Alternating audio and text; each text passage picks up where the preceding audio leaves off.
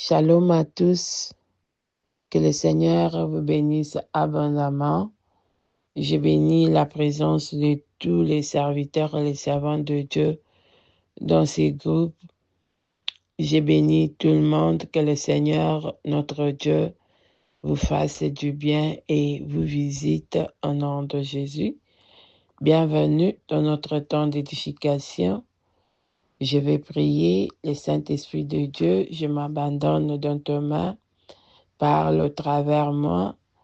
Utilise-moi comme un instrument dans tes mains, que ma vase déborde, que l'onction d'édification puisse déborder en moi, que la personne qui va écouter soit édifiée ce matin, au nom de Jésus. Je couvre ce moment sous la puissance du Saint-Esprit. Amen. Mon thème ce matin est que le ciel s'ouvre en ta faveur. Bien-aimé, que le ciel s'ouvre en ta faveur. Nous tendons vers la fin de l'année. Nous sommes au début du mois de novembre, les mois d'attente, le mois d'espérance, les mois de sémence. Que le Seigneur, notre Dieu, te fasse du bien.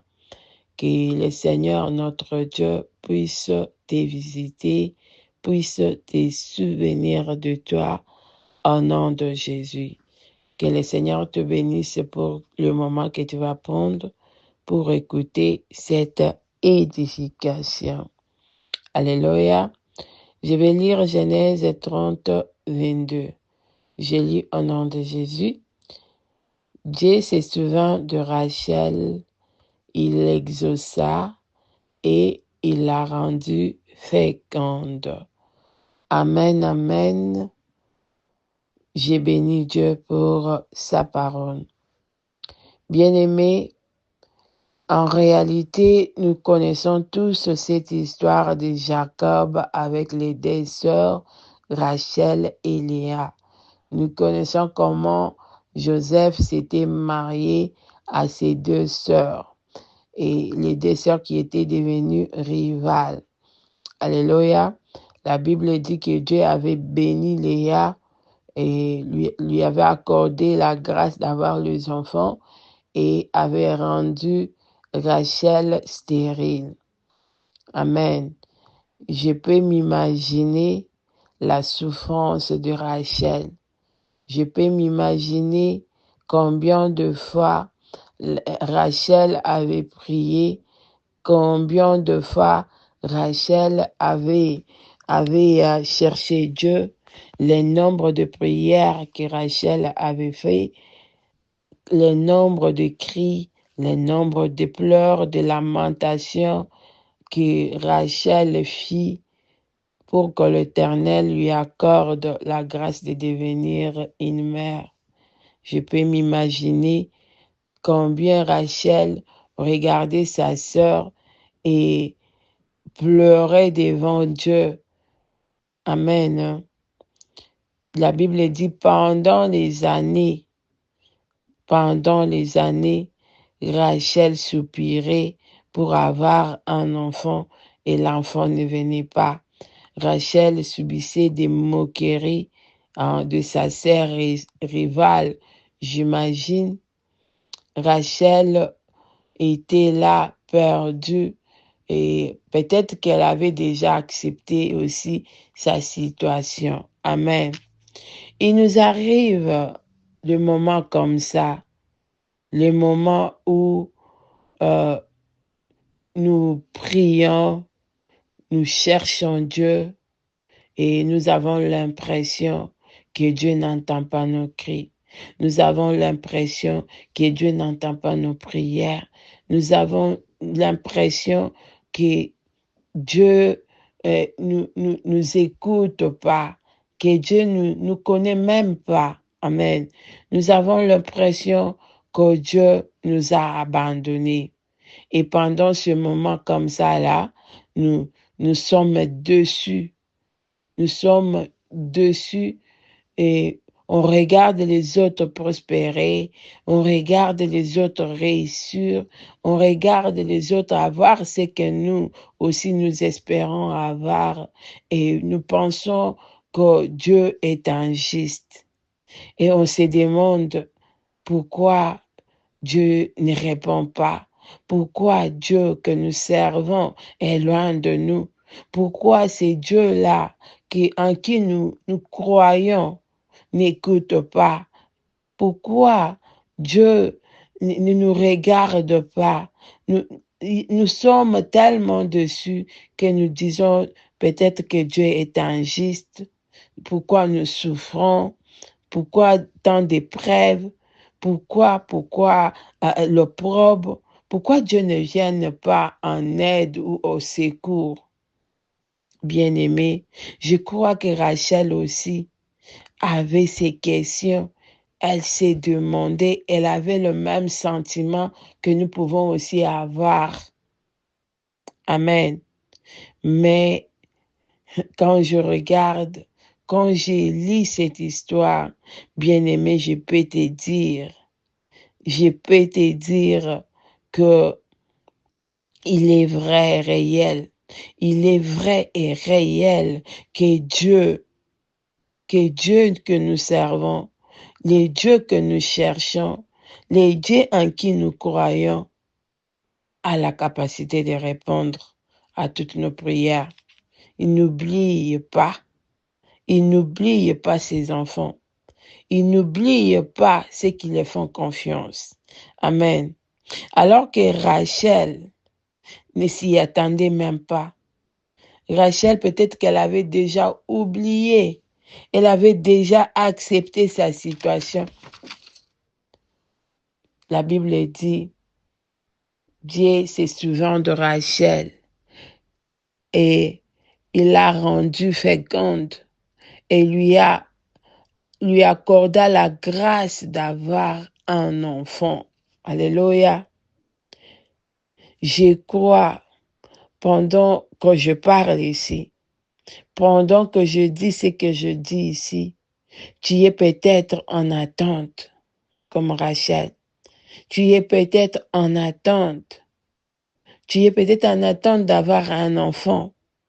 Des années, tu t'es marié, des années ont passé, tu vis l'humiliation. Tu es peut-être en attente d'avoir un travail, tu vis le chômage. Tu es peut-être en attente d'avoir un mariage et ça n'arrive pas. Tu es peut-être en attente d'avoir la visitation de Dieu. Tu es peut-être en attente d'avoir ta situation changée. Tu es en attente d'avoir la main de Dieu dans tes situations, dans tout ce que tu traverses en ce moment, bien-aimé. Tu as prié depuis longtemps et que tu attends que le Seigneur puisse répondre à tes prières. Laisse-moi te dire, bien-aimé, dans le plan de Dieu, il y a une saison pour toi. Il y a une saison où le Seigneur se souvient de ses enfants. Il y a une saison où Dieu se souvient des situations de son peuple. Il y a une saison où Dieu se souvient de ceux qui les cherchent, de ceux qui les fait confiance.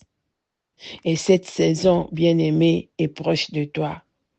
Cette saison, bien-aimée, est proche de toi. Laisse-moi te dire, aujourd'hui ici, les autres peut-être prospèrent, les autres ont des opportunités, les autres, tu as l'impression qu'ils réussissent dans tout ce qu'ils font.